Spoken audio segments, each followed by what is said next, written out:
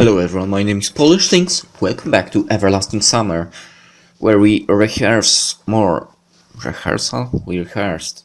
Or, whatever. And more. Again and again. My fingers get covered with calluses. I'm afraid they will age unbearably in tomorrow's concert. We got carried away and did not hear the horn for the dinner. Night is falling. Well done, guys. Keep it up. I think that's enough for today. Dinner soon, so we should go and rest. We'll all need strength for the concert.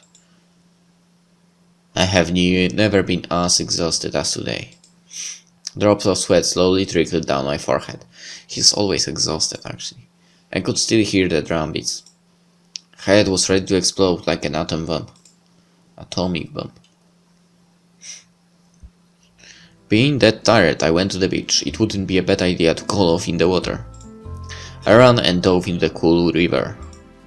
The water still hadn't warmed up after today's rain, even on such a hot day. I felt the temperature of my hot head slowly returning to normal. After a few leisurely swims, I put on my clothes and went to the dining hall. Oddly enough, the dining room was almost empty. I took my dinner and, as usual, went to my favorite table. Alisa, however, was already sitting there. She looked a bit sad and upset. Why is she upset? Does it have something to do with me? Just ask her. Ask her. No matter. I must try to talk to her. Do you mind? Sure, have a seat. Alisa silently focused all her attention on her plate of food and didn't even look in my direction. Are you ready? Blow everyone away. With a cheerful note in my voice, I interrupted the silence. Of course, Alisa replied, still looking only at her plate. I didn't know what else to say, so I just ate in silence. She must have been upset about last night, but now wasn't the time to discuss it. Why are you all wet? Have you been swimming? Yeah? It's hot outside and that rehearsal made me sometimes it's useful to swim and relax. And why didn't you take me? I would swim with you too. We can go again? Well, I'm sorry. I didn't think about that. Do you want to go to the beach after dinner? No, I don't want to now. She's strange today. What should I do next? I couldn't find the answer, so I continued eating. Semyon, can we go for a walk tonight? The weather is so nice. Sure, why not? I replied sincerely with a smile on my face. Great. Then maybe at 9. Near the stage. Perfect. I'm totally free at that time. But when am I busy here? Busy doing something really important and helpful apart from searching for the answers. I finished my dinner and went to the library. Reading interesting books, the best way to kill time.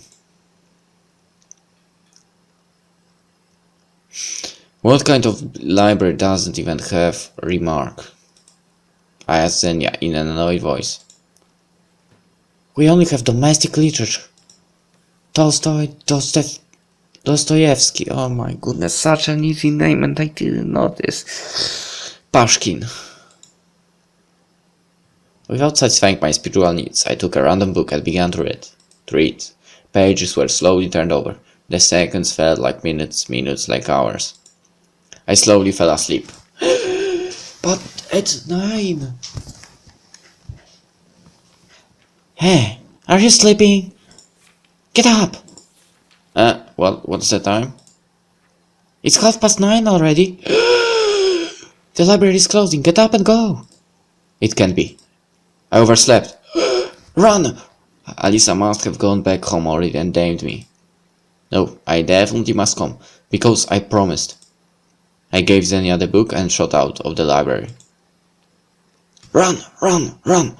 Run, Forrest! Alisa was sitting on the stage with a sad face. I gently came to her. Alisa, forgive me. I just think that killing time in the library would be a good idea. The book was so interesting, I mostly forgot about the meat. And now I'm late. Just till you fell asleep. Late? Do you know what happens to people like you? She quietly said, a hint of disappointment in her voice. What? I asked her with a playful smile, trying to get her to smile back. You will know soon. You will be dead. The wind was gently swaying the tree branches and cooling the remaining heat of the day. Both of us were hesitant to break the awkward silence as we walked next to each other on a forest path. The mosquitoes are biting and it's getting cold. Wanna build a fire? Do you have matches? Lisa finally broke the silence. What? You want to make it right here? In the forest? What's wrong? We will be careful. Well, we can try.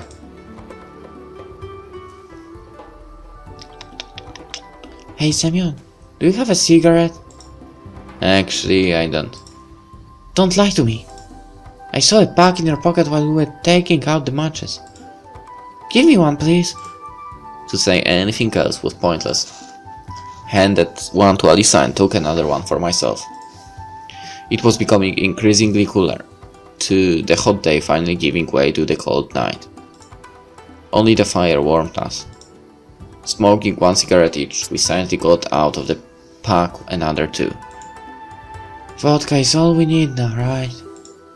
Mused Alisa without lifting her gaze from the fire. Yeah, I replied, also staring at the fire. The magic spell of flame attracted all of our attention.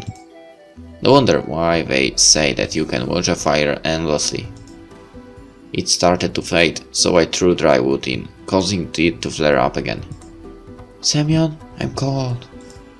Hold me. I wouldn't have easily agreed to this sudden intimacy with a girl if I hadn't been cold too. Yeah, right.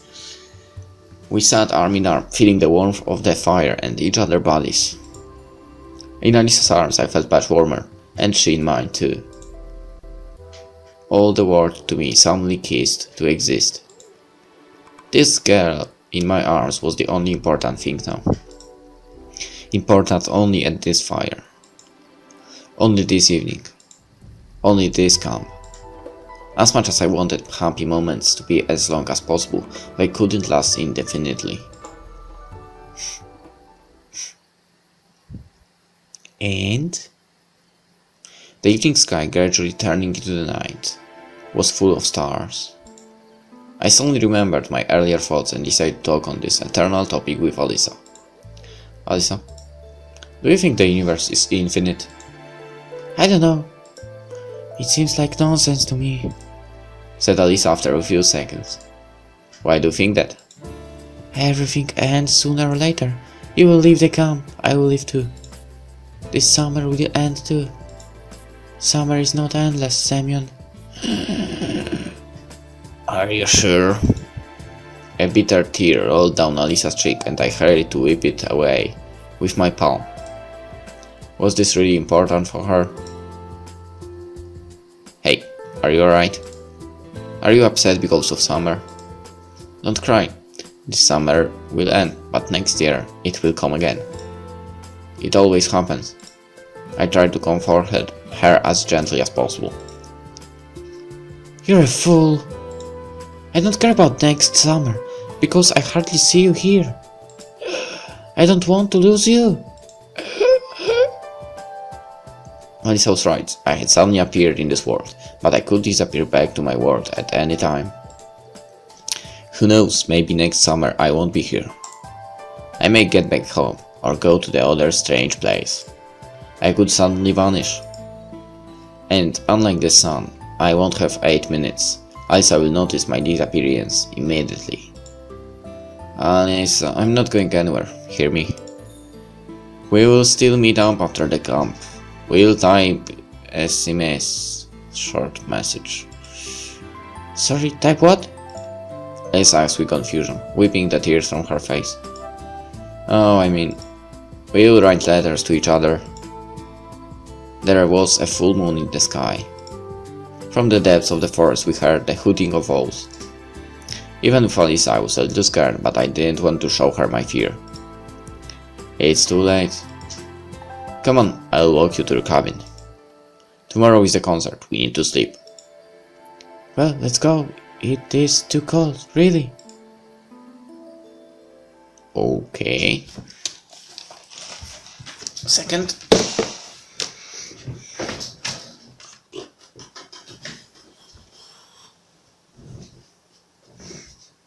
Need to switch the position on the chair quickly.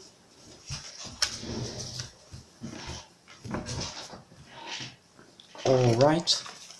Good to go. We put the fire out and went in the direction of the camp. The walk was with the same silence as earlier in the evening. But this time the silence was really awkward. And here we go. Till tomorrow. Good night, Semyon. See you tomorrow. Isa said with a smile on her face. She held me so tightly I thought she'd break all my ribs. Alisa's keeping running to the house and slammed the door. And still, she's slightly strange. I said that out loud and headed to my cabin. But sometimes strange is good. This evening definitely wasn't the same as others at the camp. God damn it. I need more I need more comfortable chair. Well, someday. This evening definitely wasn't the same as others at the camp. It was filled with magic. Pioneers were slowly returning to their cabins. When I came in on, Olga Dmitrievna was sleeping. I came up with a great idea. I don't want to go to bed now, right now. I need to take a shower. I took out of the closet towel, soap, clean linen, and went out.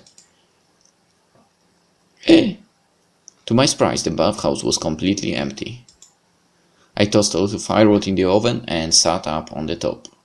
Well, the bathhouse, I've been there once during the whole game. All the walkthroughs, playthroughs. I felt all the dirt washed away by high temperatures and steam. I quickly showered, dressed, and went back home. I instantly fell asleep. Alrighty. Again the dream. No, the alarm clock's unbearable thrill woke me up from a sweet sleep, a dream that I couldn't remember. Some people claim that they never dream. Never. But they are all wrong. All people have dreams, but not everybody remembers them. We see our dreams just before awakening, about 20 minutes before. Time in a dream lasts several times longer than in reality. That is why we so often think that we see dreams throughout the night. Interesting. Really interesting. The food in the canteen fills me with nothing but disgust. Semolina porridge with lumps, like in kindergarten. The canteen gradually filled with groggy, hungry pioneers. One of them was about to sit down with me when one sneaky little girl outran him. Hey, why was Alisa so happy when she got back last night, huh? Are you dating? Maybe. Uliana said with a satisfied smile on her face and voice ringing, making me blush. Haven't you learned to greet people properly? I said in response. Of course. Good morning. Well, are you dating? It's not your business. By the way, why isn't she with you? That's Alisa for you. Once for a whole term. She didn't go to breakfast. She sleeps all the time before lunch. Yeah, that really sounds like her, I said, showing that my meal was over. Did you say happy birthday to Olga Dmitrievna?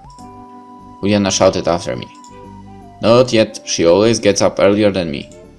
By the way, are you... Uliana was going to say something else, but her voice was muted by those of their other pioneers. I carried the dishes to the kitchen and hurried outside. Are you what? Despite it being morning, the sun was already starting to heat things up. Pioneers were scattered around the square, carrying equipment and scenery for the stage. Before that celebration, still plenty of time, and I have absolutely nothing else to do. Without thinking, I decided to go to the music club and practice playing better on the guitar. Good idea. Miku was there? No, there was no one in the building. I opened the door with the keys that Miku had left me, went inside, picked up a guitar, and started to play. Trying to switch the guitar into overdrive, I noticed that it sounded strange. I'm not good with the technical side of guitars, but I believe that there was a problem with one of the humbucking pickups. What can I do? There aren't other guitars in the camp, and I can't play at a concert with a broken one. After a long and painful attempt to think of something, I came up with an idea. I should bring the guitar to Shurik and Electronic. That's a good idea. They will know exactly how to fix the problem. I said aloud and running out. I quickly reached the building with the sign "Clubs" and burst inside. My sweat was running in streams. Shurik! Electronic, guys! I need your help. My guitar is broken. I said breathlessly, wiping the sweat from my brow. Shurik, with a calm expression, took the guitar from my hands as if to show that he was a professional. No reason for excitement. The pickup is broken. It needs to be replaced. We actually just received a new one. Wait about 20 minutes and all will be done. Okay, I'll wait. Shurik entered the back room and left me alone. There are so many mechanisms. Do these guys come to camp every summer only to work on robots day and night? It's boring, but what in my past life was better? I just sat all day at the computer, hiding from everyone in my concrete box. To confess, I missed a few pleasures of life that were available to me before coming here. Instead of that, I had fresh air, friendly staff, and an active social life. I looked younger, met Alisa. Unlike my past life, every new day was unlike the previous one. Every day was filled with emotions. The people here were more active, more real than there. I suddenly caught myself thinking that I'd want to live the rest of my life here. So what is it? Is this someone's sophisticated punishment? Or the opportunity to start life with a clean slate? That's it. Use it carefully from now on. He plugged the guitar in the lamp and gave it to me. I gently swept the mediator on the open strings. The sound was awesome. Awesome. Thank you, Shurik. I will never forget your kindness. Good luck. Alright, and we'll continue in the next episode. There will be a concert probably. Alright, see you then. Bye.